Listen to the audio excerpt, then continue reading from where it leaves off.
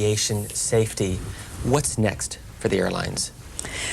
Well, of course, we're taking a two-pronged approach. We are going to be looking at financial help to shore up the airlines because they have such a domino effect on our economy. These layoffs, of course, are going to resonate throughout the tourism industry.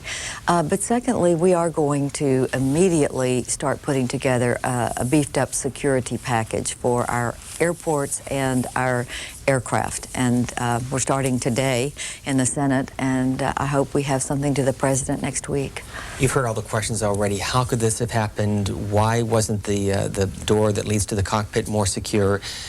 Why weren't more measures taken at airports like Boston's Logan and Washington's Dulles?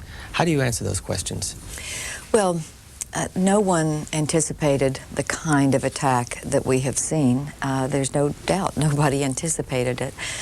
We have not had the same kind of security as European countries have because we just have thought that going into the cockpit was not our major security risk. We now are changing that view. I think you will see measures to secure the pilots in the cockpit. You will see the redesigning of aircraft very shortly, but there will be temporary measures probably put in place before that. Reagan National, which is, I assume, an airport that you have used often, Washington Times reporting that it will open probably sometime next month. What's your reaction? Well, I think we should reopen Reagan National when it is absolutely secure to do so.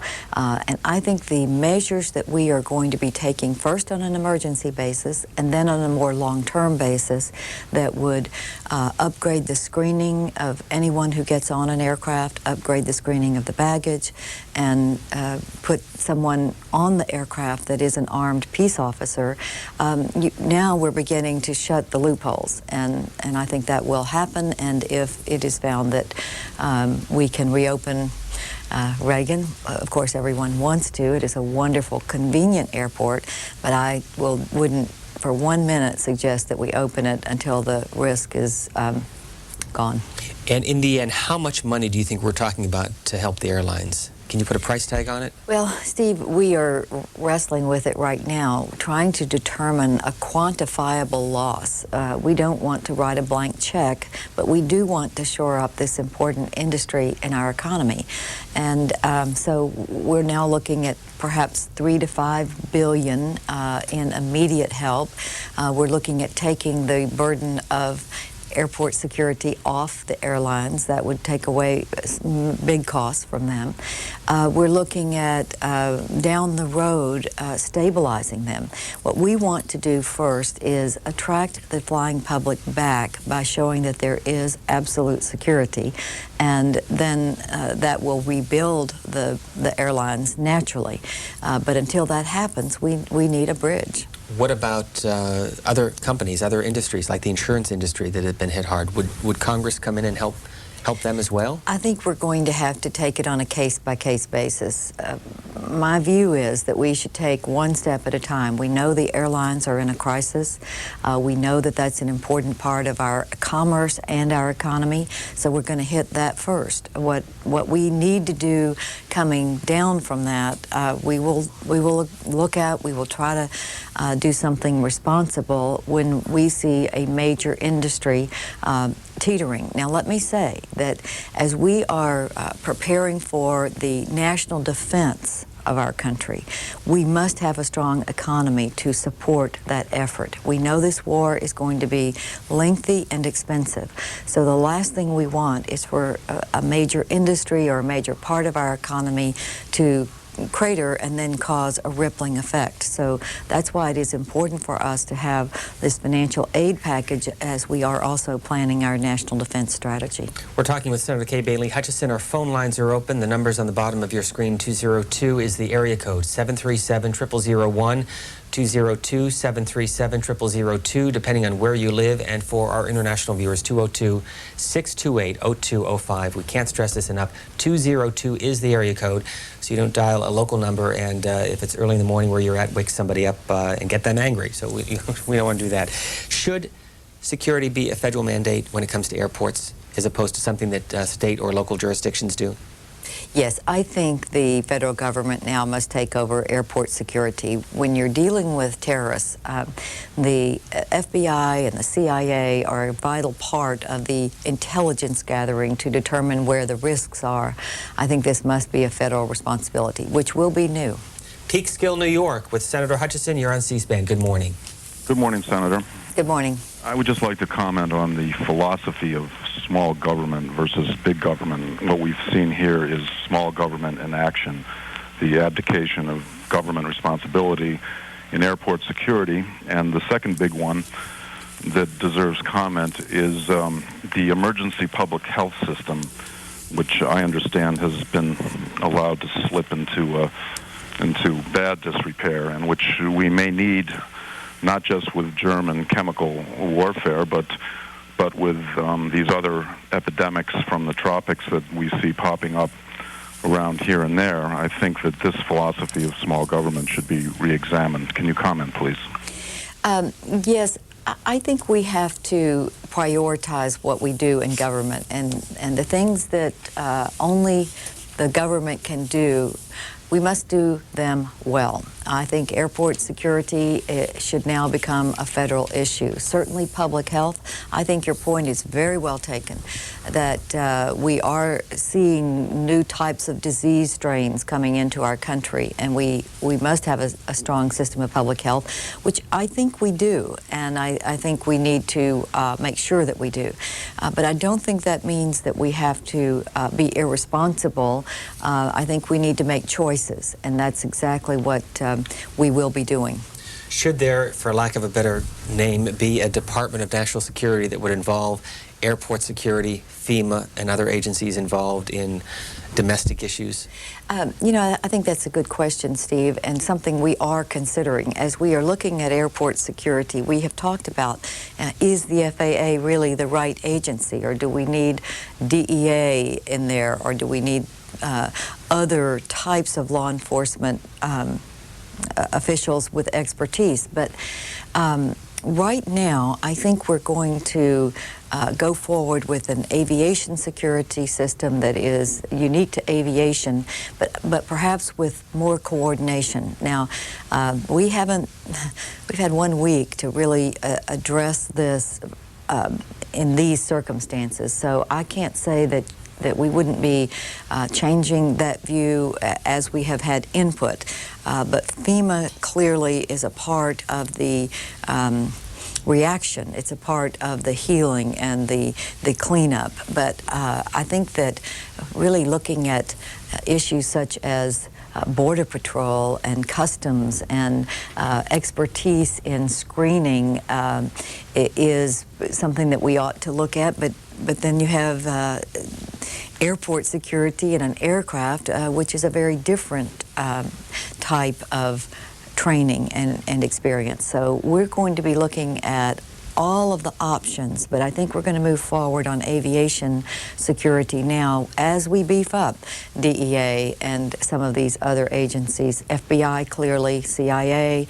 We're going to make changes in our intelligence gathering capabilities, but we'll be doing it all quickly, and I think quickly to say, in addition, we will have a serious overall view of terrorism now that could have more responsibilities down the road that would be even more coordinated. Washington Post reporting this morning that American Airlines and United Airlines both announcing layoffs, 20,000 per airline. The Boeing company with 30,000 expected to be laid off, and the headline saying that the layoffs right now nearing 86,000 and could reach 100,000 within the next couple of weeks. Next call is from Houston, Texas for Senator Hutchison. Good morning.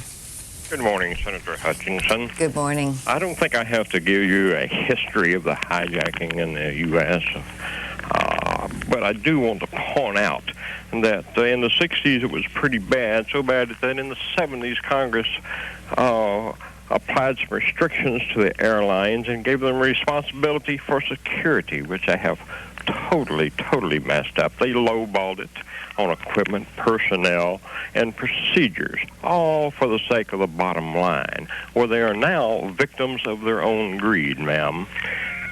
Just a few dollars, just a few dollars would have taken care of this problem and solved it. The airline manufacturers have refused to put a proper barrier between the cockpit and the passenger's compartment, so they are also culpable in this situation.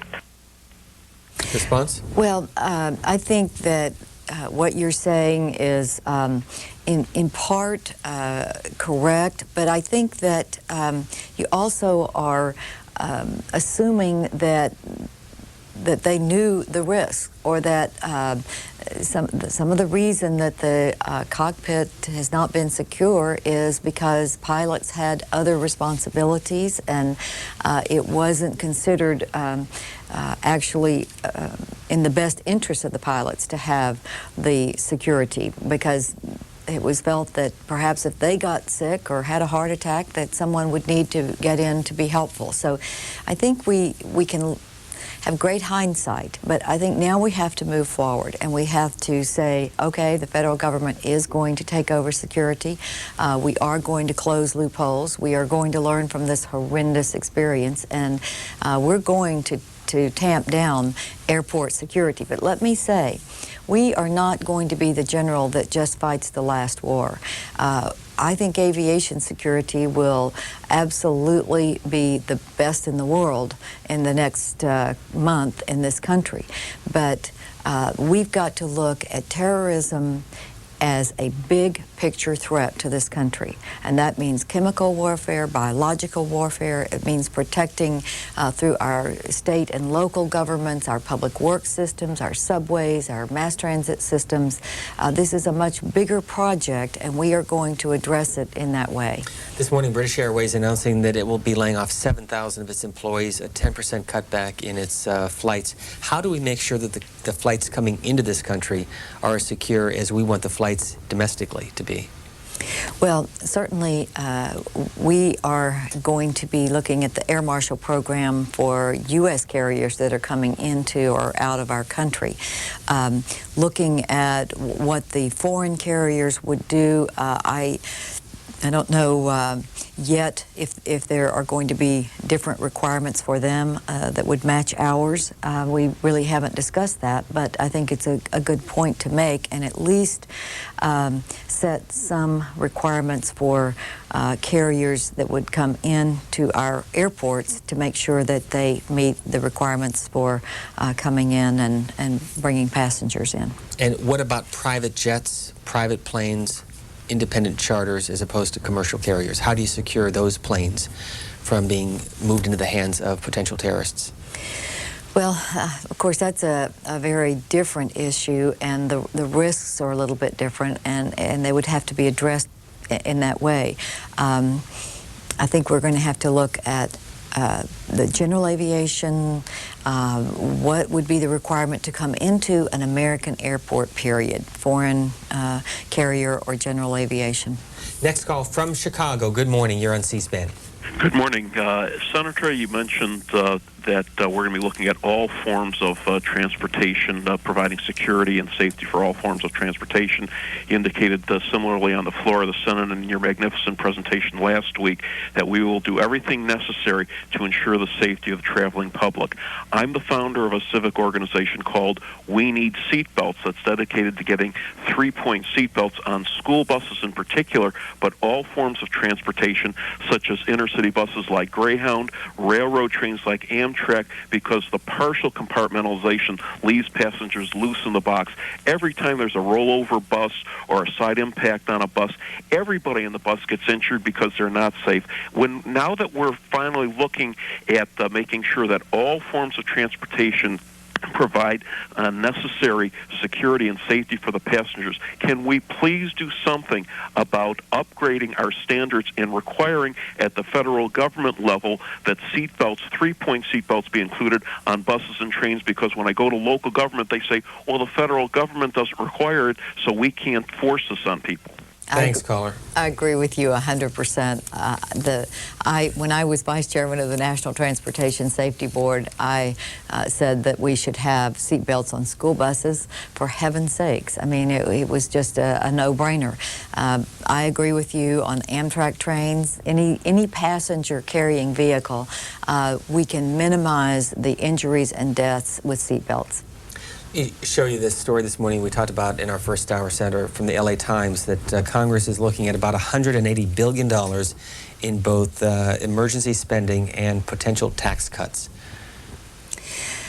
We are certainly looking at spending increases that are beyond anything that we have talked about before. The tax cuts are also on the table. If, you know, I want to be careful to make sure that anything we do is to spur the economy. And I think the payroll tax cuts in this atmosphere would be excellent, because that is something, again, that people could feel immediately. And so I think we are going to do everything to prop up our economy. If our economy falters, then our national defense efforts will also suffer, and we're not going to let that happen. Our guest is Senator Kay Bailey Hutchison, who is the ranking member of the Commerce Subcommittee on Aviation. Who else is on that committee? Well, Senator Jay Rockefeller is chairman. I'm the ranking Republican. We also have Senator Ted Stevens, Senator Trent Lott, Senator Conrad Burns, Senator Danny Inouye. On the Democratic side, it's a real strong committee. Aviation Subcommittee has always been one of the leading committees in Congress. And as a matter of fact, I have to say we passed an airport security bill last year, and some of the elements of that bill had not yet been implemented, but one of the most important was the requirement for more training for screeners. And the rules are just coming out now that would implement the law that we passed through this committee. An email from a viewer in Omaha who points out that she's admired you for a long time, says, why is Washington, D.C. more important than other major cities? Closing Reagan, but not San Francisco or JFK, makes me think the people in D.C. think they are more important than other citizens. Oh, that is not the case at all. The reason that Reagan has not been reopened is because of the proximity to the Pentagon, the White House, the Capitol. And we saw from what happened September 11th that we did not have the ability to respond quickly enough to airplanes coming in that close. Now, when we are able to, and I think the reason it hasn't been reopened is because of the air defense not yet being ready, and plus other threats that we know are still out there. But no airport would be reopened if it weren't thought to be safe. And the New York airports stayed closed longer because of the continuing threats. So no person is more important than another person, but it's the security threats that differ. Another call, Warsaw, Missouri. You're next. Go ahead, please. Yes, good morning. I watched the hearings yesterday on the committee on the C-SPAN. Thank you for C-SPAN, and good morning, Ms. Hutchison. And I think the airlines has an attitude. They're blaming the Congress for shutting them down because they should have had the security in place a long time ago. Follow the rules that was suggested to them. I say, okay, give them the $5 billion, but with a stipulation they pay it back in, say, 10 years. I think a lot of this will be loan guarantees, so that if we are called on to meet loans, that they would eventually be repaid. It won't all be loan guarantees, but we're going to try to do this in a responsible way. Our goal is to shore up the airlines, to stop the layoffs, and to keep other people working to have the impact on our economy be minimized. When it comes to this specific issue, what do you think the President will talk about tonight when he addresses Congress? I think he will talk about the airline support package. He will support it. The details are still in the works. I know that the White House and Congress are negotiating and talking to the airlines, trying to determine what is the most definable loss that we can put forward. No one is going to want to write a blank check, but also no one is going to let a major industry with the fallout that could occur go under, and especially an industry where acts that were beyond its control have caused such huge losses. The grounding of the airlines all over America last week certainly were not of their doing, and I think a compensation for that is warranted. Senator Kay Bailey Hutchison, who is a Republican from Texas, second term, Yes. ranking member of the Subcommittee on Aviation, and a new title over the last couple of months, Mom. Yes, that's the best title of all. Your new daughter? Yes, her name is Bailey, and she is wonderful, and it's just the most wonderful experience I've ever had in my life. How do you juggle that in your job? It's like every working mom, it's not easy, but you make the time. You just do it, and the rewards are so great that the 3 o'clock feedings don't really, you know, they don't compare in their inconvenience to the great joy of being able to hold that little baby. Senator Hutchison, thanks very much for being with us. Thank you. We're going to take a short break. Lee Hamilton, former member of the House, will be joining us to talk about international security issues on C-SPAN's Washington Journal.